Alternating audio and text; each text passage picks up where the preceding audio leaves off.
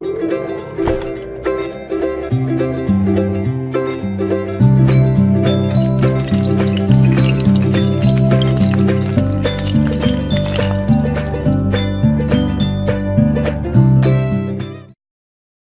les invito, mis hermanos, que tienen sus rostros. Antes de orar, déjenme decirles el título de la predicación, mis hermanos: nunca es demasiado tarde. Nunca es demasiado tarde. Y me pareció un título adecuado para lo que vamos a examinar hoy, mis hermanos, acerca de la resurrección de nuestro Señor Jesucristo. Nunca es demasiado tarde. Y recuérdalo para tu vida.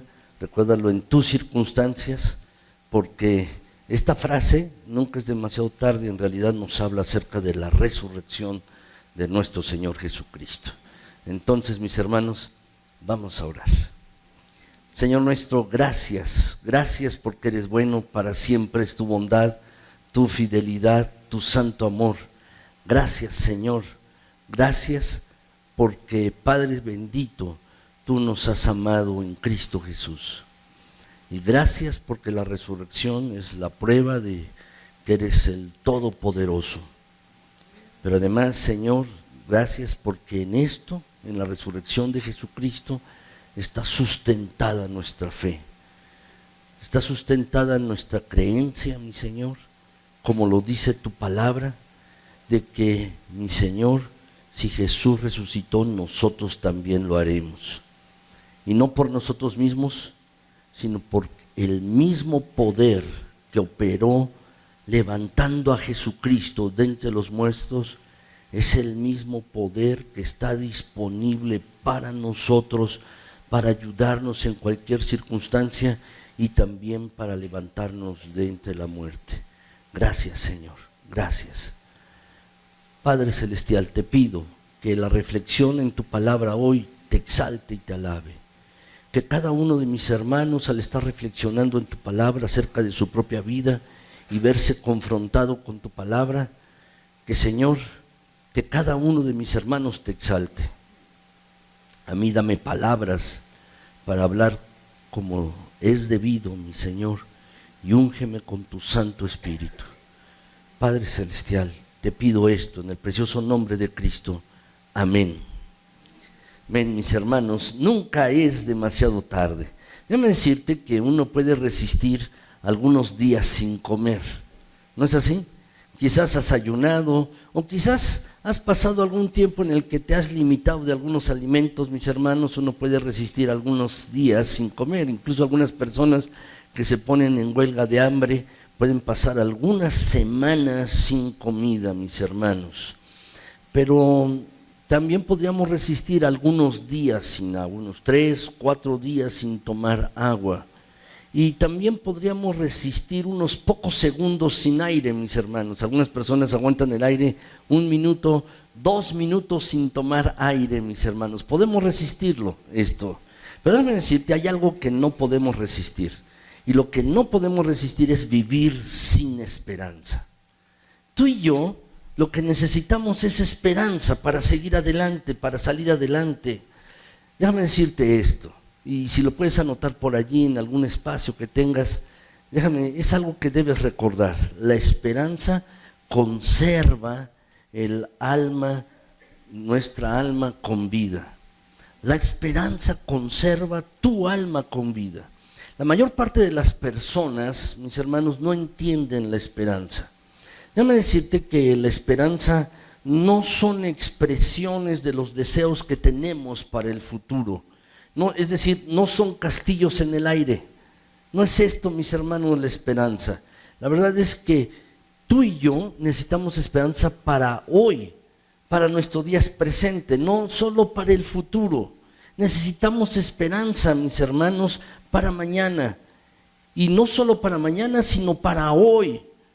Porque déjame decirte, mis hermanos, esto es vital para nuestras vidas, es vital. Por otro lado, déjame decirte también que la esperanza no es meramente optimismo, mirar las cosas diciendo que todo va a mejorar. La esperanza no es un mero optimismo. El optimismo, mis hermanos, es una cuestión psicológica, pero la esperanza es una verdad teológica. La esperanza, habla la Biblia acerca de ello, y es una esperanza, mis hermanos, es una verdad teológica. En contraste, el optimismo, mis hermanos, es tener confianza en uno mismo, confianza, mis hermanos, en las demás personas o en que las cosas van a mejorar. La esperanza, al contrario, mis hermanos, es tener confianza personal en Dios, no en uno. Eso es la esperanza. El optimismo es lo que piensas que tú puedes hacer. La esperanza es lo que piensas que Dios puede hacer. Es diferente. Optimismo, esperanza. El optimismo, mis hermanos, a menudo es una negación de la realidad. Es un pensamiento positivo. En realidad, el optimismo, mis hermanos, no es una confianza permanente. El optimismo es como una actitud de darle una palmada a alguien en la espalda y decirle, oye, no te preocupes, mira, las cosas van a estar bien. Y eso es lo que decimos cuando alguien nos platica algo, algún problema, alguna situación, dice, oye, pues todo va a salir bien. ¿No le decimos así? Déjame decirte que eso es optimismo. Pero déjame decirte otra cosa. La esperanza es algo diferente, algo diferente. La esperanza siempre tiene que ver con la realidad. Es como, déjame decirte este ejemplo. Estás pasando por una situación difícil, terrible, puede ser una situación desastrosa. Quizás sea una situación lo peor que tú hayas vivido. Pero tener esperanza es confiar en que Dios va a estar contigo a pesar de la situación tan terrible. Es creer que Dios tiene el control a pesar de tu dificultad. Quizás has tenido un año difícil, el pasado o estos primeros meses del año han sido difíciles.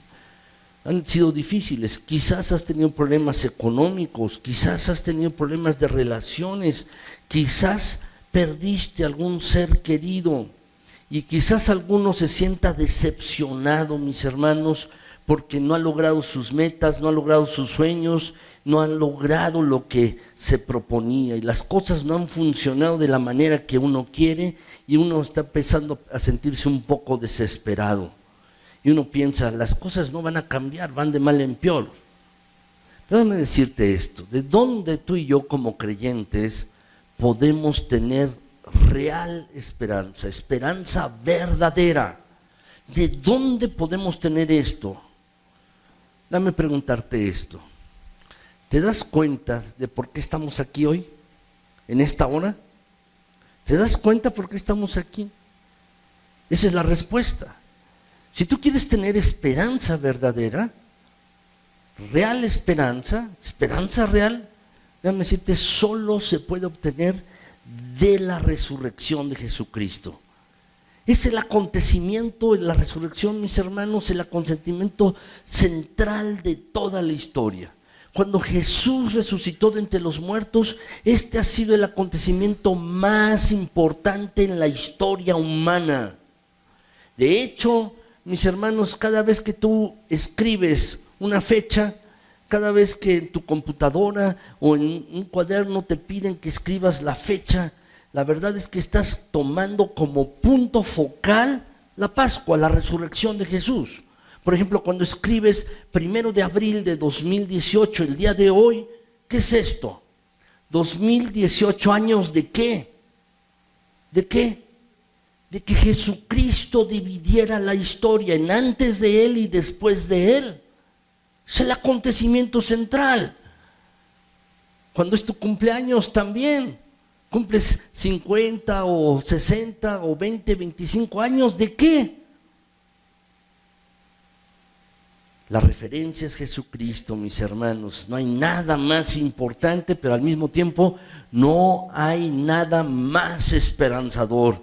No hay nada que nos ayude más que la resurrección de Jesucristo. Así pues, mis hermanos, hoy, en esta mañana, quiero que veamos la esperanza. ¿Qué dice la Biblia acerca de la esperanza? ¿Por qué quiero hablarles acerca de la esperanza y relacionarlo con la resurrección de Jesucristo? Déjame decirte por qué. La razón por la cual tú y yo necesitamos esperanza es que vivimos en un planeta roto. Vivimos en un planeta arruinado, nada funciona bien en este planeta, en la Tierra. Nada funciona, mis hermanos, el clima está cambiando, no funciona el clima, la economía también no está funcionando, quizás tu matrimonio tampoco está funcionando, tu carrera, tus planes, el lugar donde trabajas no está funcionando, hay situaciones difíciles. ¿Por qué? Porque nada en este lugar, en este planeta es perfecto, nada. Vivimos en un planeta, en un mundo arruinado, en un lugar roto. Este planeta está desordenado por una razón, por causa del pecado. Y por esto, mis hermanos, podemos mirar a nuestro alrededor y vemos dolor en muchos lugares. Familias arruinadas, vidas arruinadas, hogares arruinados, sueños arruinados y rotos. Y uno puede preguntarse, ¿de dónde puedo obtener esperanza? ¿Sabes de dónde? De la historia de la resurrección, de la historia, del hecho verdadero de que Jesucristo resucitó. Les pido, mis hermanos, que saquen su boletín, tengan allí a la mano su bosquejo. Y quiero, mis hermanos, que vean en estas notas que vamos a ver en esta mañana, mis hermanos, en esta predicación. Hoy quiero compartirles 3 pasajes de la Escritura, de la palabra de Dios, mis hermanos, que nos hablan de 3 personas. Primero, de María Magdalena. Segundo lugar, de Tomás, uno de los apóstoles del Señor Jesús. Y en tercer lugar, de Simón Pedro, que también era apóstol del Señor. Pero estas 3 personas, mis hermanos, pasaron por situaciones en las que no tenían esperanza y pensaban que las cosas no iban a cambiar. Sin embargo, tuvieron un encuentro con Jesús. Tuvieron un encuentro que lo cambió todo en sus vidas. Si ustedes ven el primer versículo, mis hermanos, en su bosquejo, en el boletín, primer versículo, mis hermanos, y yo quiero que lo leamos juntos, 1 de Pedro 1:21, mis hermanos, y quiero que lo leamos juntos. Vamos a leerlo, mis hermanos, dice así: y mediante el cual creéis en Dios, quien le resucitó de los muertos y le ha dado gloria, para que vuestra fe y esperanza sean en Dios. ¿Leíste bien el versículo? ¿Saben, mis hermanos, cuál es la razón por la que las personas están desesperadas hoy? ¿Sabes cuál es la razón? Porque están colocando su esperanza en los lugares equivocados, en las personas equivocadas. Si tú pones tu esperanza en el éxito, o pones tu esperanza en tus logros, o pones tu esperanza en tu salario, o pones tu esperanza en las personas, o en las posiciones, o en los privilegios que tú tengas, si tú pones tu esperanza en que eres popular, o pones tu esperanza en muchas otras cosas, déjame decirte, te vas a decepcionar y vas a estar frustrado. ¿Por qué? Porque lo que nos dice la palabra, y este pasaje en particular, tú tienes que poner tu esperanza en algo que no cambia, en algo que no puede cambiar. ¿Y qué es lo que no cambia, mis hermanos? Dios es inmutable, y su amor por ti, por mí, tampoco cambia, es inmutable. Eso nunca va a terminar, nunca va a cambiar el amor de Dios y Dios mismo. Entonces, ¿dónde tenemos que colocar nuestra esperanza? En Dios. En Dios, mis hermanos, allí es donde tenemos que colocar nuestra esperanza. El pasaje dice, mis hermanos, dice que mediante el cual creéis, dice el versículo, en Dios, ¿quién le resucitó de entre los muertos? ¿De quién está hablando? De Jesucristo. Dice, le ha dado gloria. ¿Para qué? El objetivo, dice el versículo, tu fe y tu esperanza estén fundamentadas en Dios, estén colocadas en Dios. Este es el objetivo, mis hermanos. Así pues, yo quiero mostrarles 3 personas sin esperanza, mis hermanos, y lo que estaban pasando, ellos no tenían esperanza, pero en un encuentro con Jesús sus vidas fueron cambiadas y transformadas, y lo mismo puede ser también contigo y conmigo, mis hermanos. Entonces, en el domingo de Pascua, el primer domingo de resurrección, cuando Jesús resucitó, mis hermanos, la primera persona a la que Jesús se mostró no fue uno de sus discípulos, no fue uno de sus 12 seguidores. La primera persona a la que Jesús se le mostró, mis hermanos, fue a una mujer, y a esta mujer, mis hermanos, era precisamente María Magdalena, una persona sin esperanza. Y María Magdalena, mis hermanos, se sintió sin esperanza. Entonces, mis hermanos, déjenme relatarles un poco acerca de esta mujer. Déjenme relatarles un poco acerca de ella, mis hermanos. María Magdalena tuvo una historia bastante diferente a la de muchas personas y quizás también a tu propia vida. Toda su vida, María Magdalena quería ser amada. Necesitaba ser amada. No hay nada malo de esto, mis hermanos, el querer ser amado. Todo el mundo debe querer ser amado y uno necesita afecto, uno necesita ser valorado, necesita ser respetado, uno necesita sentirse digno por los demás y uno mismo, sentir que alguien se preocupa por uno. Uno necesita sentir esto, mis hermanos, uno necesita, mis hermanos, también ser amado, querer ser amado, y María necesitaba esto. Por desgracia, ella buscó en lugares equivocados y como resultado de esto estuvo abierta, mis hermanos, a ser objeto de abuso y abierta a ser mal utilizada. La Biblia dice, mis hermanos, que era una mujer que era prostituta. Eso dice la Biblia, mis hermanos. Alguno podría pensar, lo que pasa es que tenía mala suerte en el amor. No, no era esto. Ella iba de una relación quizás fallida a otra relación, no podía entenderlo y quizás se preguntaba, ¿qué estoy haciendo mal? No lo entiendo en mi mente, solo quiero ser amada. Y estaba herida y rota dentro de sí, mis hermanos, y quizás muchos hombres le rompieron el corazón. Hasta que un día conoció a un hombre diferente, distinto, llamado Jesús. Y por primera vez había un hombre que la comenzó a tratar con dignidad, con respeto. Comenzó a preocuparse por ella y por su cuerpo. Jesús la amaba de la manera en que ella siempre había querido ser amada. Quizás como tú también necesitas ser amado. Y Jesús la amó de manera incondicional. Y también a ti y a mí nos ama de esa manera. Jesús la amaba completamente y la amaba a pesar de sus fallas, fracasos y errores, como a ti y a mí también. Pero déjame decirte, Jesús no solo la amó, también la liberó. La liberó de sus hábitos, la liberó de sus heridas, de sus obsesiones, de lo que estaba roto en su vida.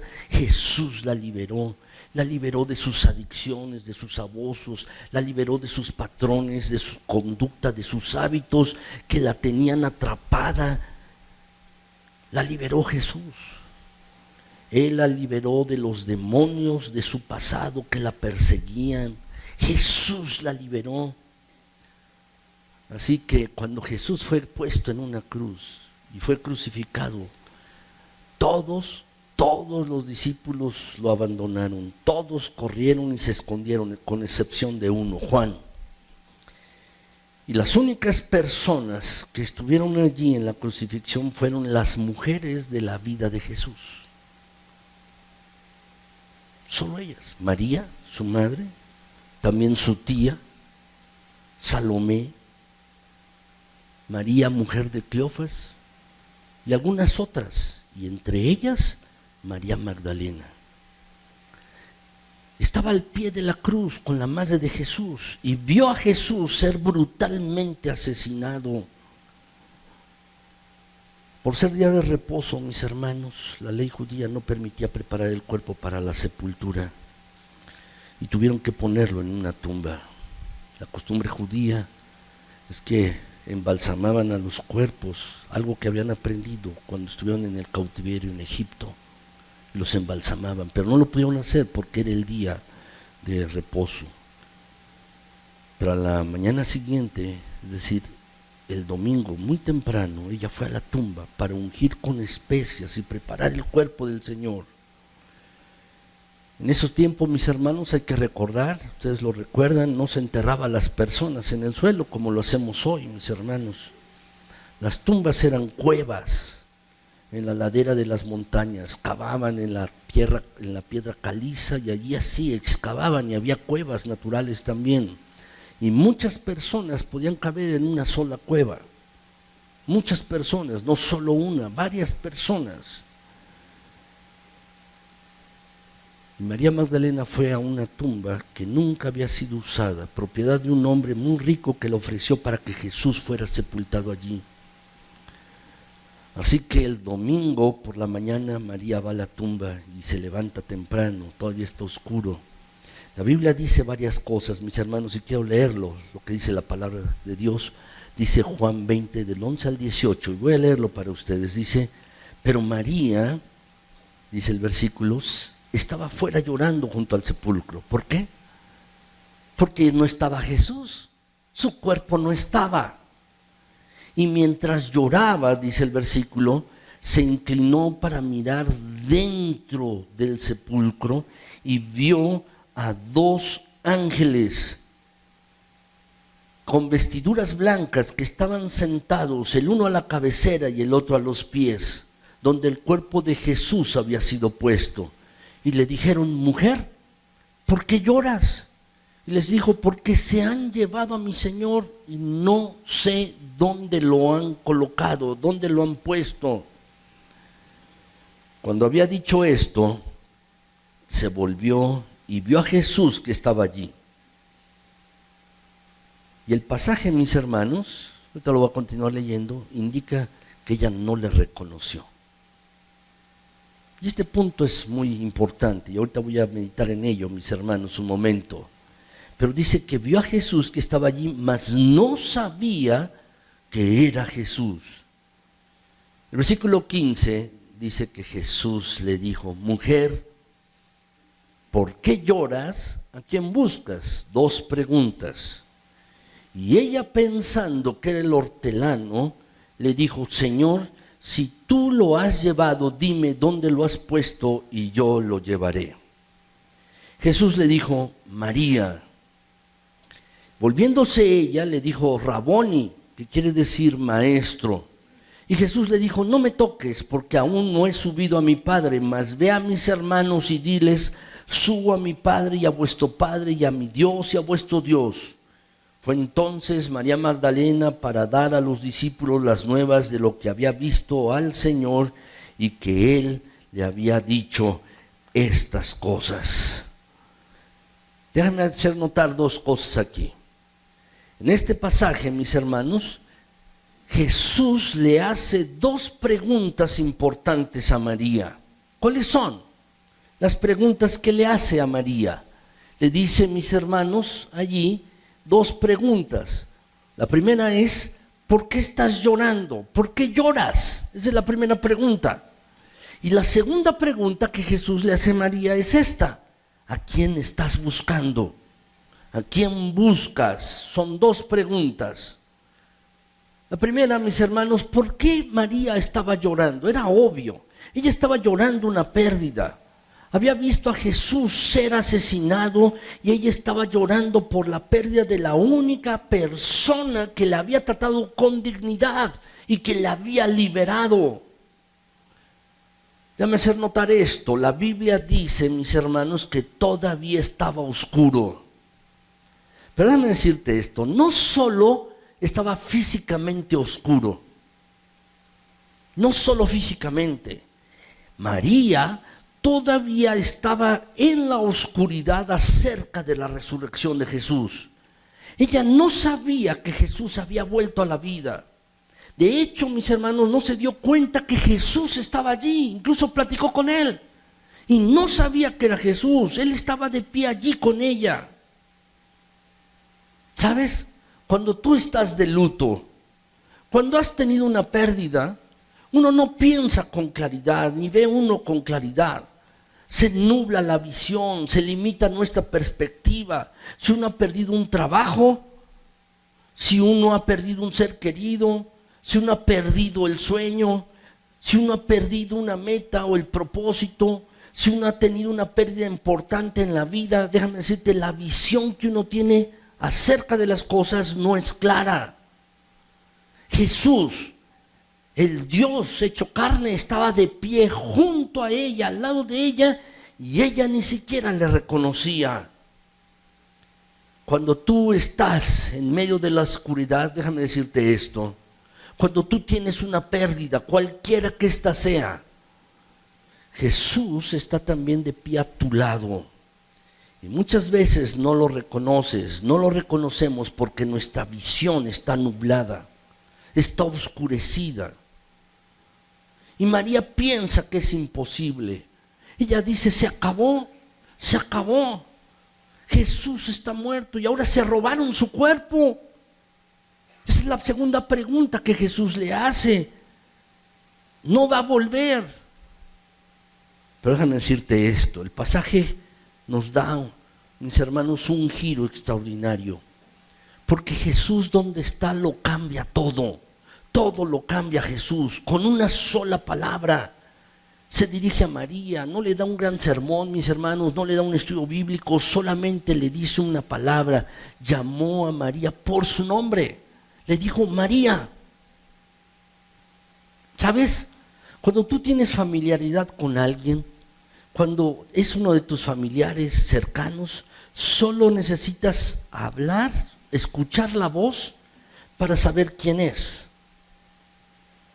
Por ejemplo, mis hermanos, si mi esposa me llama por teléfono y ella me dice Andrés, yo no digo, mis hermanos, quién es, porque conozco su voz.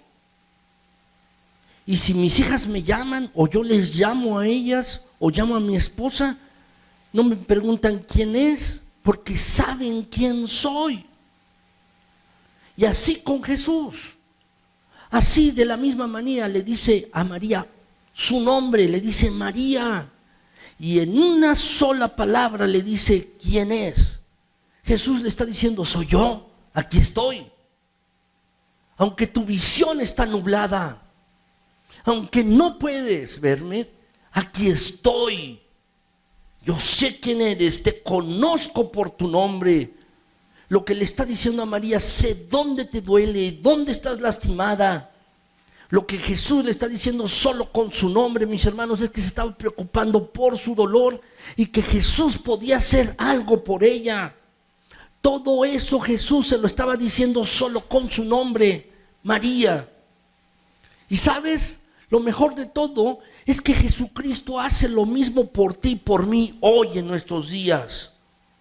Yo no sé dónde estás lastimado, yo no sé dónde estás herido, pero Jesús sí sabe, el Señor sí sabe, Él sabe quién eres tú, sabe tu nombre, sabe dónde estás lastimado y puede hacer algo al respecto, puede llenar tu necesidad.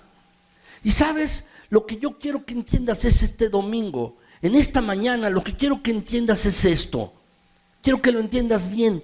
Nunca, nunca es demasiado tarde para un milagro.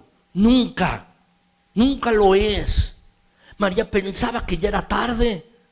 María pensaba que ya todo se había acabado. Pero entendió algo allí con Jesús a su lado. Con Jesús que había resucitado. Entendió esto. Nunca es demasiado tarde para un milagro. Y tú debes entenderlo. Debes entender con claridad esto, en esta mañana, nunca es demasiado tarde. Incluso la muerte, déjame decirte, no significa que todo haya terminado. No, nunca es demasiado tarde para un milagro de lo que Jesús puede hacer en tu vida. Cristo resucitado. El mismo poder que levantó a Jesucristo de entre los muertos es el mismo, exactamente el mismo poder, lo dice la Biblia. El mismo poder que está disponible para ti, para mí, para ayudarnos a vivir. Exactamente el mismo poder. ¿Sabes lo que dice Lucas 18:27? ¿Lo puedes leer conmigo? Vamos a leerlo, mis hermanos. Dice así la palabra de Dios, mis hermanos. Vamos a leerlo, dice, y Él les dijo, lo que es imposible para los hombres es posible para Dios. Es posible para Dios, mis hermanos. Lo que es imposible para los hombres es posible para Dios. Déjame preguntarte hoy en esta mañana, ¿qué hay en tu vida ahora mismo que tú piensas que es imposible? ¿Qué es lo que estás pensando que nunca va a pasar, que nunca va a suceder, que ya se acabó, que no va a suceder? ¿Sabes? Hay una palabra que no está en el diccionario de Dios. Y esa palabra es esta: imposible. Esa palabra no está en el diccionario de Dios. Porque para Él todas las cosas son posibles. Y déjame decirte, esta palabra tampoco debe estar en tu diccionario como hijo o como hija de Dios. No debe estar en tu diccionario, no debe estar en nuestro lenguaje. Y no es por causa de nosotros, sino por causa de quien dependemos, de Cristo Jesús. Dice el versículo, déjame volverlo a leer. Les dijo, Jesús está hablando, Jesús está diciendo, lo que es imposible para los hombres es posible para Dios, es posible para Él. En este domingo quiero hacerte dos preguntas que Jesús le hizo a María. Las mismas dos preguntas. ¿Por qué estás llorando? ¿Cuál es tu necesidad? Esa fue la pregunta que le hizo Jesús a María. ¿Por qué estás ansioso? ¿Por qué estás llorando? Y la segunda pregunta, ¿qué estás buscando? ¿A quién estás buscando? ¿Qué te hace estar enojado? ¿Por qué estás frustrado? ¿Qué te causa decepción? ¿Qué te causa aflicción en tu vida? ¿Cuál es la gran pérdida en tu vida cuando piensas que no puedes hacer las cosas? ¿Qué es lo que te pone triste o melancólico? La pérdida de un trabajo, la pérdida de un amigo, la pérdida de un sueño, de una meta, de un familiar, un problema en tu familia. ¿Qué estás buscando? ¿Qué crees que te va a hacer feliz? ¿Qué crees que va a satisfacer todas tus necesidades? ¿Qué crees que va a quitarte ese dolor? ¿Qué crees que va a curar ese agujero en tu corazón o tu corazón roto? ¿Qué crees que es lo que va a curarlo? Déjame decirte esto, independientemente de lo que tú seas, independientemente de lo que tú hayas hecho, de manera independiente del número de fracasos que hayas tenido, qué bueno que estás aquí para que yo te pueda decir lo que Jesús le dijo a María. Le dijo, yo sé quién eres y sé tu nombre. Me importa lo que te pasa. Nunca es demasiado tarde. Tienes que entender esto. En Cristo Jesús nunca es demasiado tarde para un milagro. En Cristo Jesús resucitado hay esperanza. Y así como María fue sanada y liberada, tú también puedes ser sanado y liberado en Cristo Jesús. Segundo lugar, mis hermanos, cuando Jesús fue crucificado, ninguno de sus seguidores lo entendió, nadie lo entendió. Él les había estado diciendo por 3 años y medio, mis hermanos, Jesús se los dijo a sus discípulos que Él iba a morir y que iba a ser crucificado. Y también les dijo Jesús a sus seguidores, a los discípulos, que 3 días más tarde Él iba a resucitar para demostrar quién era Él. Pero no importa cuántas veces lo dijo, los discípulos no lo entendían. Así que cuando Jesús murió en la cruz, los discípulos no solo estaban decepcionados, estaban devastados, desmoralizados, derrotados y con miedo. Estaban pensando, se acabó,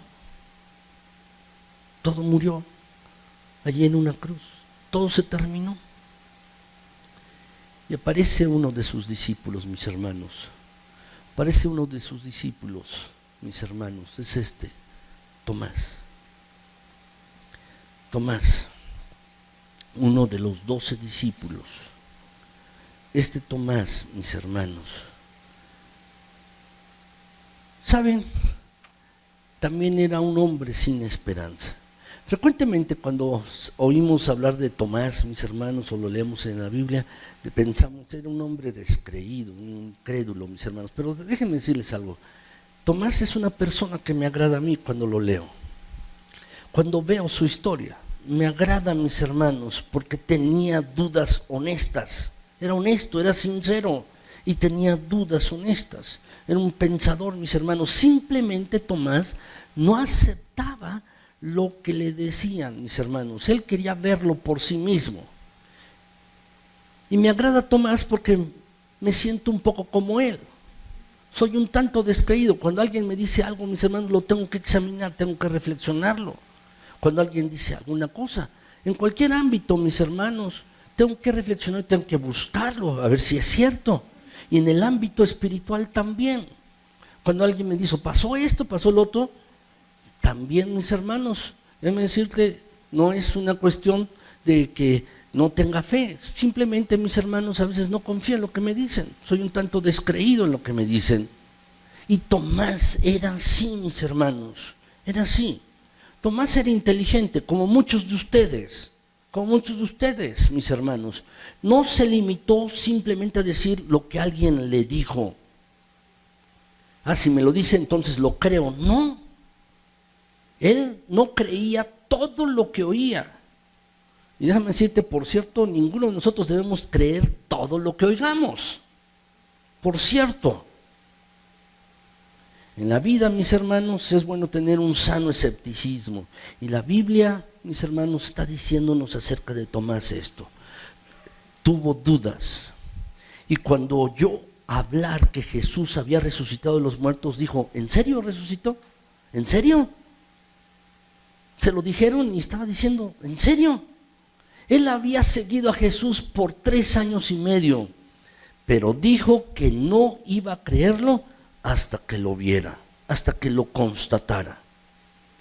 Déjame decirte que a veces lo juzgamos excesivamente a Tomás. Yo no creo que esto sea malo, mis hermanos. Es alguien que está diciendo, necesito una prueba, necesito verlo. La Biblia, no hay nada de malo en ello, mis hermanos, y la Biblia nos cuenta la historia de Tomás.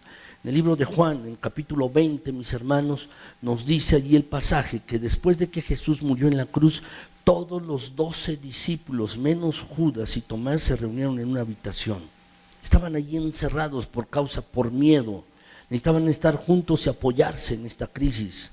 Así que estos hombres estaban en la sala, estaban todos juntos, pero Tomás no estaba allí.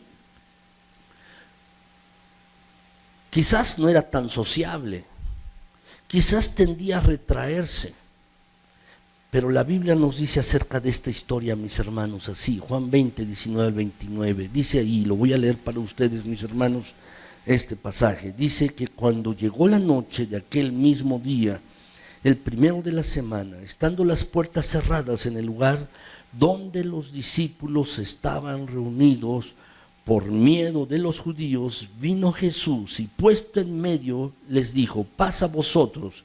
Y cuando les hubo dicho esto, les mostró las manos y el costado. Y los discípulos se regocijaron viendo al Señor. Entonces Jesús les dijo otra vez, paz a vosotros.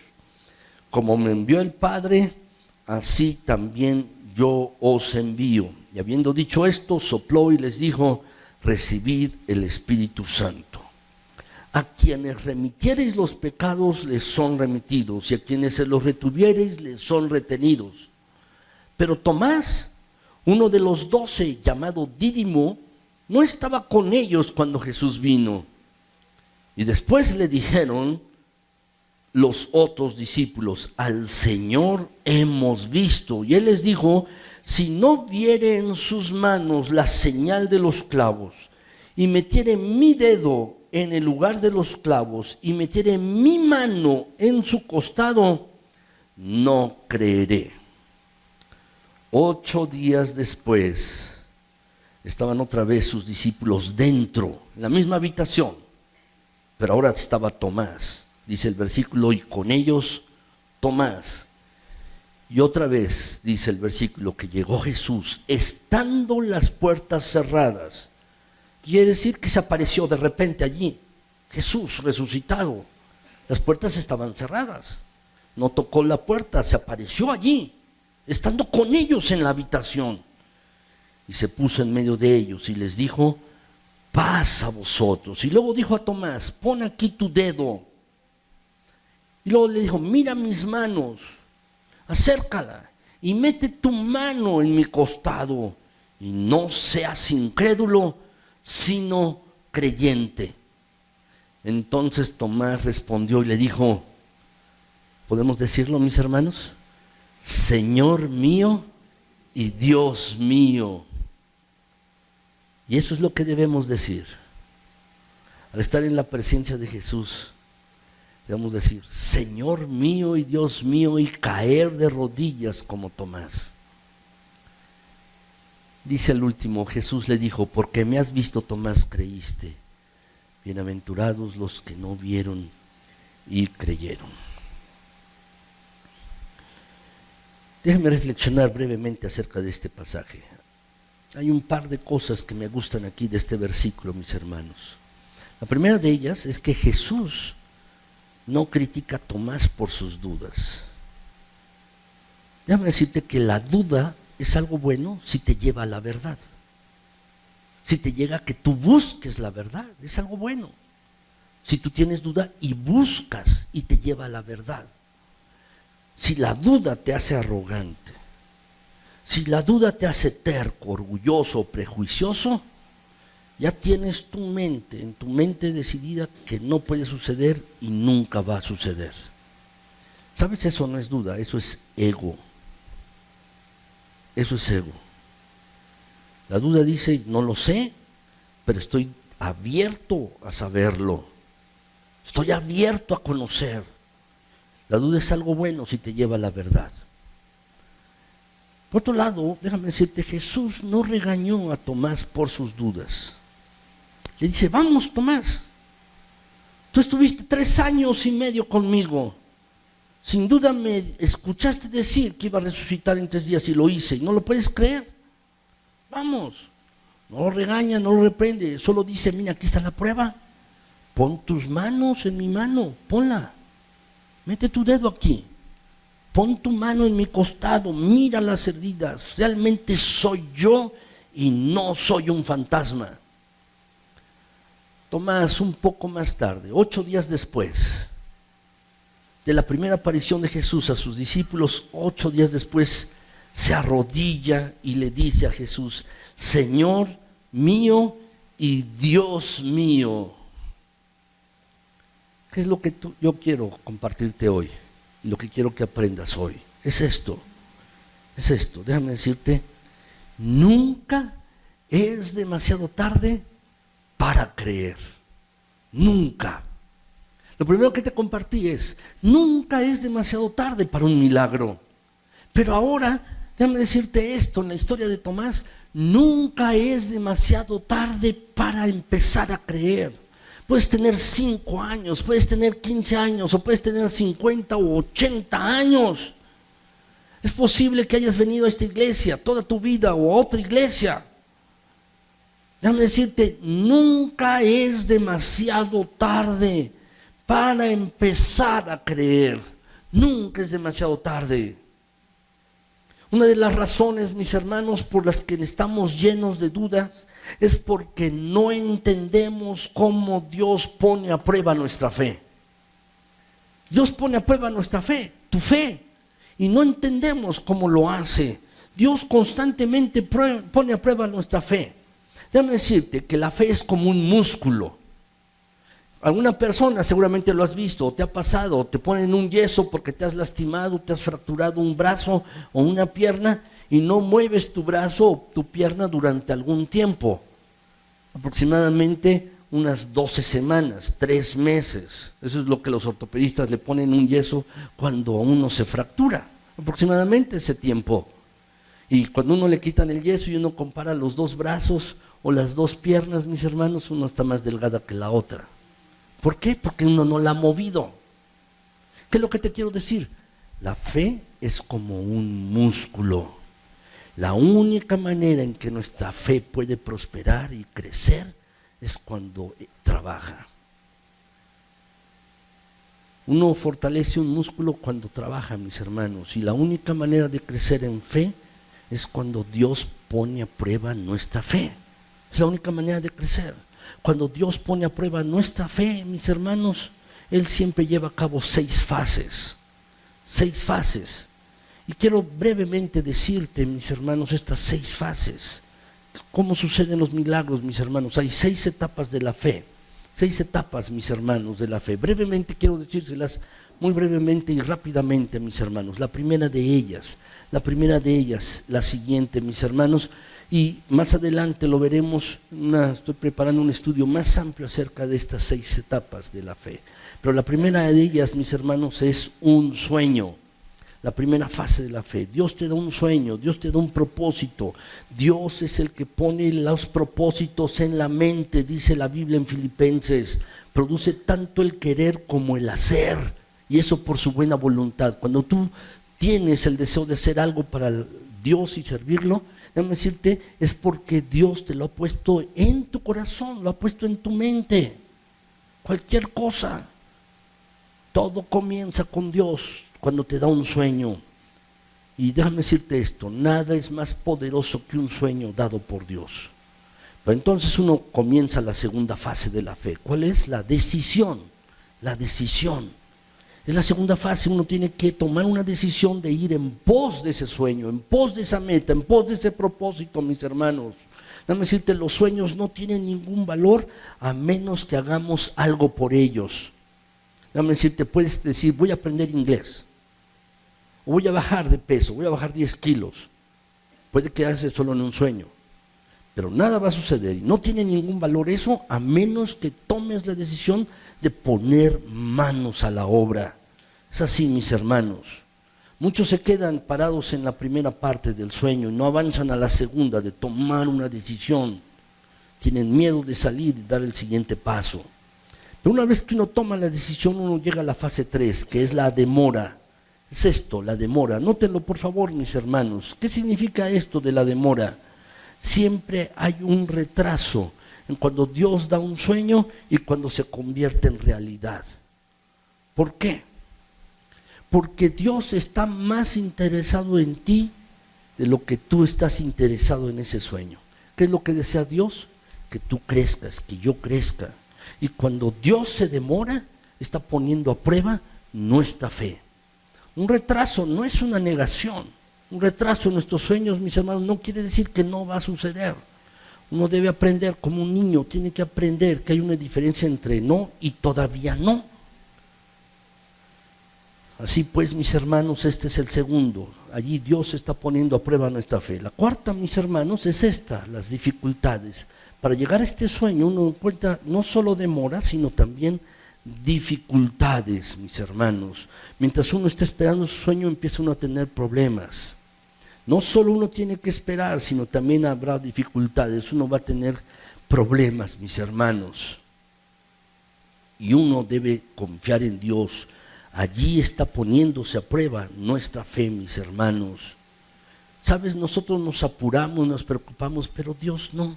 Porque todas las cosas están en sus manos y eso debemos entenderlo cuando estemos en esta etapa de dificultades. Finalmente llegamos a la quinta parte, mis hermanos, el callejón sin salida. ¿Qué es un callejón sin salida? Déjame decirte, es cuando parece que todo ha terminado, que todo se ha acabado. Cuando tú dices, es que no me voy a casar, es que no me van a ofrecer el trabajo, es que no me van a ascender, es que voy a perder dinero, la economía va a cambiar, todo se está acabando. Ese es un callejón sin salida.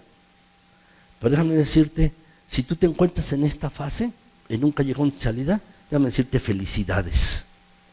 ¿Por qué? porque te estás preparando para un milagro de algo que va a ser el Señor en tu vida. Finalmente, en quinto, es la liberación. La liberación. La liberación, esta es la fase 6. Dios vuelve de una crucifixión a una resurrección. Jesús es especialista en esto. Él trae nueva vida a partir de algo que estaba muerto. Dar nueva vida, mis hermanos. Déjame decirte esto, si Dios pudo levantar a Jesucristo de entre los muertos, el Señor puede levantar, mis hermanos, un matrimonio muerto. Si Jesús fue levantado entre los muertos, Dios puede levantar una carrera muerta, tus sueños rotos los puede levantar y resucitar. Y Él puede hacer todo esto porque para Él no hay ninguna cosa que sea imposible. Todo es posible para Él. Déjame decirte que estas fases son importantes. Y déjame repetírtelo, voy a estar haciendo un estudio acerca de estas 6 fases de la fe. De estas 6 fases. Pero son muy importantes, mis hermanos. Pero déjame decirte un versículo más acerca en este segundo punto. Segunda de Pedro 3:9. Segunda de Pedro 3:9, mis hermanos. Y quiero que lo leamos juntos. Vamos a leerlo, mis hermanos. Dice, el Señor no retarda su promesa, según algunos la tienen por tardanza, sino que es paciente para con nosotros, no queriendo que ninguno perezca, sino que todos procedan al arrepentimiento. ¿Sabes?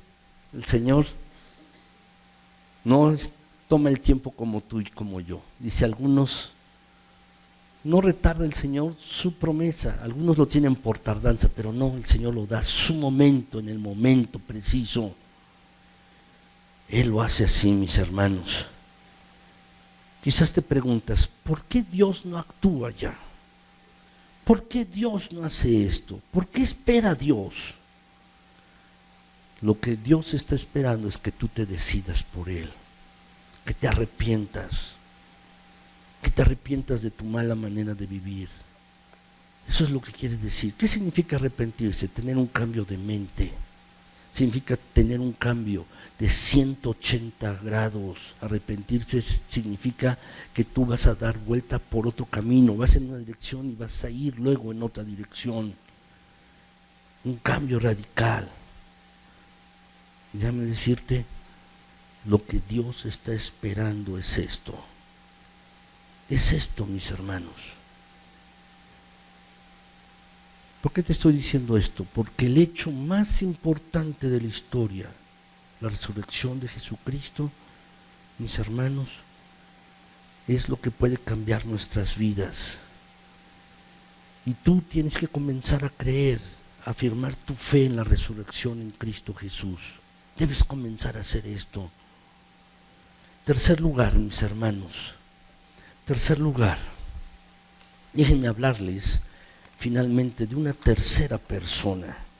Y esta tercera persona, mis hermanos, era una persona también sin esperanza, Simón Pedro. Así era su nombre, mis hermanos. Es el más famoso de los apóstoles, de los discípulos de Jesús. Y era quizás, mis hermanos, entusiasta, lleno de energía, estaba tomando riesgos siempre. Pedro, mis hermanos, él quería ser siempre el primero en llegar, tenía energía y quizás también era muy creativo, pero como muchas personas, mis hermanos, Pedro también era demasiado seguro y fanfarrón. Una vez Pedro estaba hablando con Jesús y le dijo, Señor, yo moriría por ti, haría cualquier cosa por ti, yo nunca te voy a negar. ¿Y sabes qué pasó, verdad? Lo negó. Cuando Jesús estaba en la cruz, Pedro tenía miedo por su vida y negó a Jesús 3 veces. Y Jesús sabía que esto iba a suceder. Sabía esto. Jesús le dijo, me vas a negar 3 veces, pero no te preocupes, yo he rogado por ti. Y Pedro, al salir de esto, le dijo, utilízalo para animar a otros, confirma a tus hermanos cuando vuelvas. Y eso fue lo que le pasó a Pedro. Sin embargo, mis hermanos, se estaba sintiendo fracasado y Pedro necesitaba ser restaurado. Pedro necesitaba hacer esto. Dice la Biblia que después que negó a Jesús lloró amargamente. Y era quizás el sentimiento que tenía, mis hermanos, no de un momento, sino le estaba durando este tiempo. Y por eso, mis hermanos, hizo necesario que Jesús le hablara. Déjame preguntarte en esta mañana, ¿cuál es el mayor fracaso que tú has tenido? ¿Cuál es el fracaso más grande que has tenido? El fracaso más grande de Pedro fue negar a Jesús. Pero tú, ¿cuál es tu fracaso más grande? ¿Sabes? Cuando uno se fracasa, mis hermanos, uno está fracasado en algo, uno está lleno de culpa, uno está lleno de cosas así, mis hermanos, y uno se siente un inútil. Pedro se sentía desesperado por la culpa y el remordimiento y necesitaba ser restaurado. Por eso Jesús le habla de manera directa a él, mis hermanos. Jesús tenía una palabra de esperanza para Pedro, Jesús resucitado, mis hermanos. Y esto es lo que le dijo aquí, en Juan 21, del 1 al 17. Quiero leerlo para ustedes, mis hermanos, el versículo 1, y luego me voy a saltar hasta el 14, y voy a continuar leyendo hasta el 17. Dice que después de esto, Jesús se manifestó otra vez a sus discípulos junto al mar de Tiberias. Y esta era ya la tercera vez que Jesús se manifestaba a sus discípulos, después de haber resucitado de los muertos. Cuando hubieron comido, porque Jesús les preparó un pez allí, Jesús dijo a Simón Pedro: Simón, hijo de Jonás, ¿me amas más que estos? Y le respondió: sí, Señor, tú sabes que te amo. Y él le dijo: apacienta mis corderos. Y volvió a decirle la segunda vez: Simón, hijo de Jonás, ¿me amas? Pedro le respondió: sí, Señor, tú sabes que te amo. Y le dijo: pastorea mis ovejas. Y le dijo la tercera vez: Simón, hijo de Jonás, ¿me amas? Y Pedro se entristeció de que le dijese la tercera vez: ¿me amas? Y le respondió: Señor, tú lo sabes todo, tú sabes que te amo. Y Jesús le dijo: apacienta mis ovejas. ¿De qué se trata esto? Déjenme decirles brevemente, mis hermanos. Primero, aquí vemos el apellido de Pedro y de Andrés. Él dice: Pedro, Simón Pedro, hijo de Jonás. ¿Cuál era el apellido, mis hermanos? Era Bar-Jonás, Simón Bar-Jonás. Ese era el nombre de Pedro, mis hermanos. La expresión Bar para los judíos significa hijo, como Rodríguez, mis hermanos, la terminación es, en español significa hijo de Rodrigo, o Sánchez, hijo de Sancho, o López, hijo de Lope. Eso es lo que quiere decir. Pero aquí los judíos, mis hermanos, utilizan la palabra Bar. Y entonces lo que está diciendo Jesús es Simón Bar-Jonás. Solo, mis hermanos, como un dato didáctico, mis hermanos, de más información. El nombre completo de Pedro entonces era Simón Bar-Jonás, hijo de Jonás, en primer lugar. Segundo, mis hermanos, lo que quiero señalarles es que Jesús le hace una pregunta, pero no porque no sepa la respuesta. Jesús le hace una pregunta porque quería asegurarse de que Pedro supiera la respuesta. Mis hermanos, cada vez que Dios o el Señor hace una pregunta, déjame decirte, es para nuestro beneficio, no para el beneficio de Él. Por ejemplo, cuando el Señor le pregunta a Adán, después de que pecaron Adán y Eva y se escondieron, escucharon que se paseaba en el huerto del Edén, y entonces el Señor le pregunta: ¿dónde estás tú? Y no es porque no supiera Dios dónde estaba Adán. Sabía dónde estaba y sabía lo que había hecho. Pero ¿por qué pregunta? Porque quería que Adán se diera cuenta cuál era su condición y dónde estaba él en su vida. ¿Dónde estás tú? Le pregunta Dios a Adán. Y aquí, mis hermanos, encontramos en Pedro exactamente lo mismo. Le pregunta a Pedro: ¿Pedro, me amas? No es que Jesús no supiera. Jesús sabía la respuesta. y sabía la clase de amor que Pedro tenía hacia Jesús. Puro afecto, no un amor a pesar de todo. Pero lo que quería Jesús es que Pedro se examinara a sí mismo, se viera a sí mismo, porque esta pregunta era para beneficio de Pedro. Le dice: Pedro, ¿me amas? Jesús sabía la respuesta y él quería que Pedro también supiera la respuesta. ¿Por qué? Porque Pedro había negado a Jesús 3 veces. 3 veces. Así que Jesús, mis hermanos, le da esta misma oportunidad a Pedro. ¿Cuántas veces le hizo la pregunta? 3 veces. 3 veces. Por esta razón, mis hermanos, le está dando la oportunidad a Pedro de afirmar su amor por él, para beneficio de él mismo.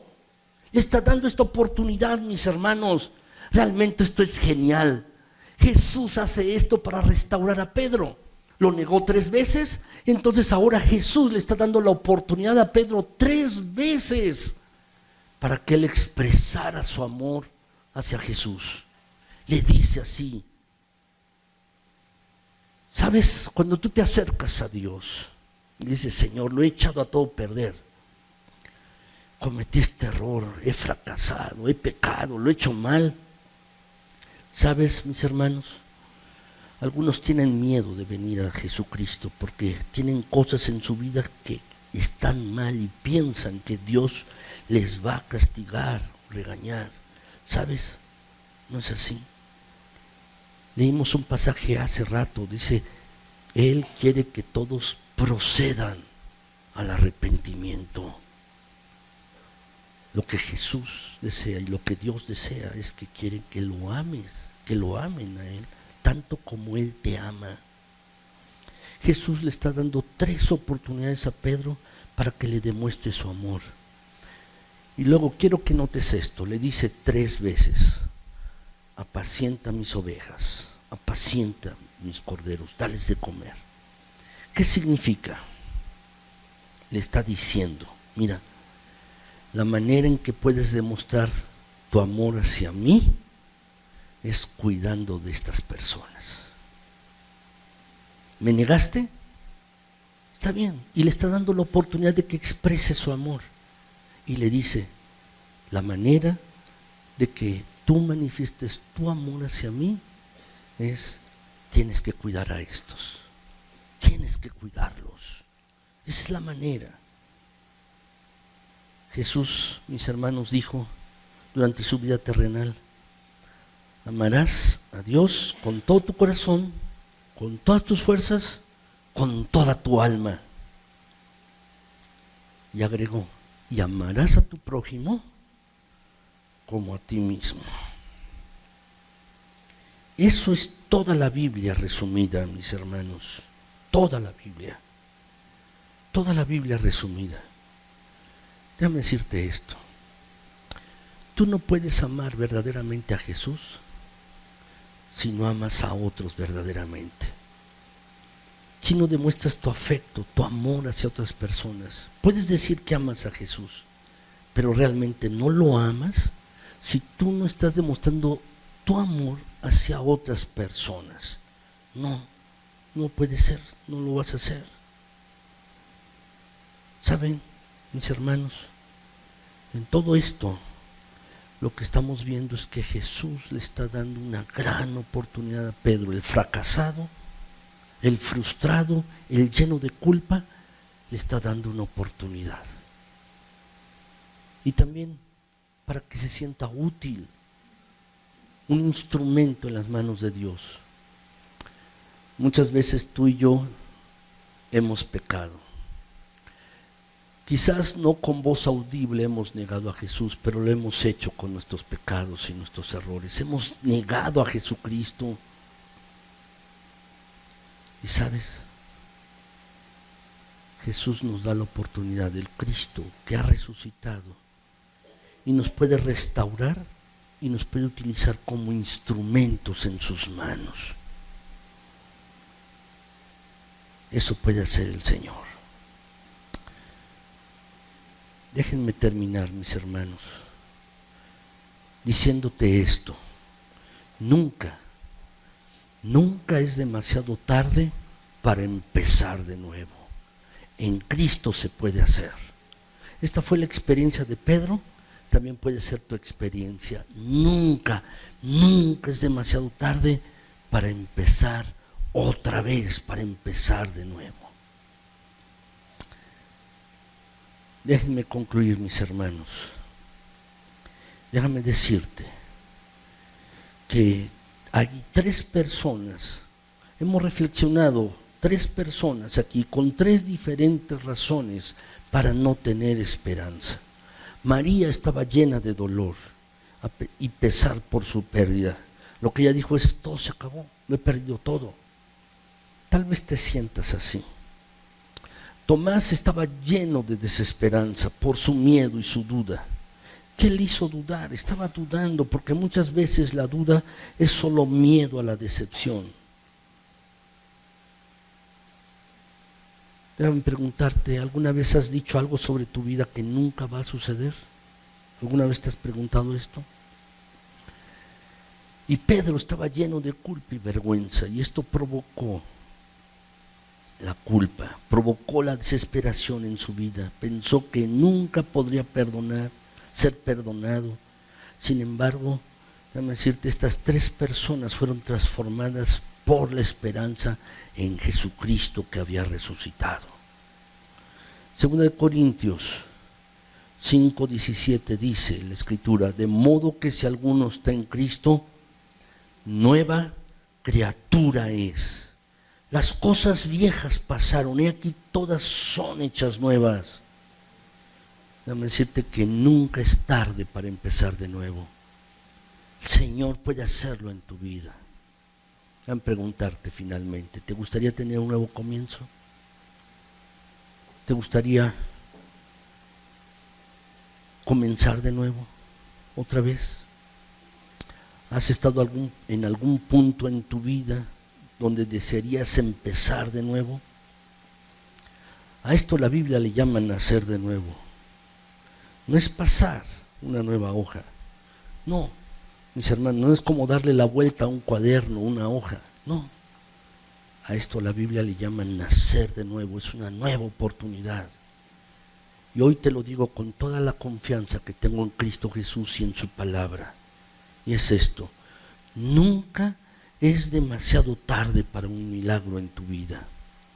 Y también quiero decirte esto: nunca es demasiado tarde en tu vida para comenzar a creer.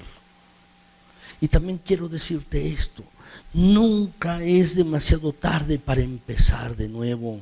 Nunca es demasiado tarde para que tú perdones y seas perdonado. Nunca es demasiado tarde. Esto es lo que quiero que tú te lleves hoy en esta mañana, en la que estamos celebrando la resurrección de Cristo Jesús.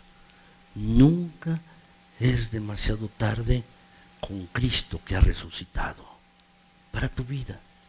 No sé lo que tú tengas, no sé, pero sí quiero que entiendas esto. Si tú te acercas a Cristo, Cristo que está vivo y que ha resucitado, déjame decirte, nunca es demasiado tarde para la situación que tú tengas. Nunca es demasiado tarde. ¿Creerás esto y vivirás así? Yo espero que sí. Vamos a orar, mis hermanos, y les ruego que así en sus lugares vamos a hacerlo. Señor, gracias porque has sido bueno. Para siempre es tu bondad. Para siempre es tu misericordia y tu fidelidad. Gracias. Gracias, Señor, porque Padre, en Cristo tú has dado esperanza y vida eterna. Y la esperanza que tenemos, Señor, es una esperanza fundada en Cristo Jesús por medio de su resurrección. Gracias, gracias, Señor. Te alabamos y te bendecimos por esto y queremos darte honra y gloria y honor a ti. Bendecido sea tu santo, tu glorioso nombre. Padre Celestial, permite que los que están reunidos aquí en esta iglesia, mis hermanos y yo, podamos tener esperanza para nuestras situaciones de vida. Y gracias porque este es el mensaje de tu palabra. Señor, nunca es demasiado tarde para tener esperanza. Nunca es demasiado tarde para un milagro en nosotros. Nunca es demasiado tarde para empezar a creer. Nunca, mi Señor, es demasiado tarde para ser perdonado y ser restaurado. Nunca es demasiado tarde para comenzar de nuevo. Gracias, Señor, porque este es el mensaje que tú nos das en tu palabra. Gracias, te queremos alabar, porque es un mensaje de esperanza, es un mensaje de restauración de tu palabra, es un mensaje de ánimo para todos nosotros. Gracias por la resurrección de Cristo Jesús, porque el mismo poder que le levantó a Cristo es el mismo poder que opera actualmente en nosotros en todas nuestras circunstancias de vida. Gracias, Señor. Amén.